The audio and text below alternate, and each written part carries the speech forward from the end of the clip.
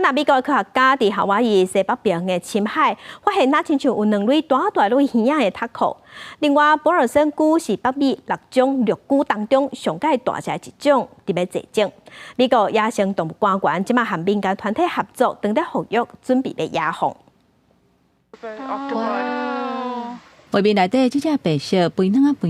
2面鱼仔大类，目睭圆练练。这只深海护伞石鸡，科学家拢感觉真罕见。这个月13，利用遥控潜水器，伫夏威夷西北边的国家海洋保护区观测深海活动的时阵，伫水底1682公尺深的所在，发现一只护伞石鸡。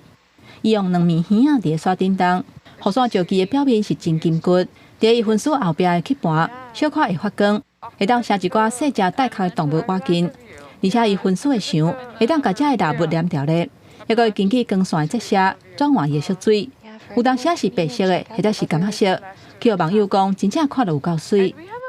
另外，美国新墨西哥州前一日有一场野放的活动，是要来野放温室大理石菇，因成功复育23只大只的绿菇，还佫有几十只细只的菇。这个野放其中的20多只温室大理石菇，是6种北美绿菇当中上界大只的一种。据了解，因为人类会掠野生的菇来制作食食，或者是把因当作动物伴，而且这野生的菇因的栖地，互人类变作是农地，影响因的生存。为着要救这个强要断种的物种，美国野生动物官员甲媒体人踏着透纳所建立的濒危物种基金会达成协议，会伫新墨西哥州的中部野放更较侪温室大理石菇。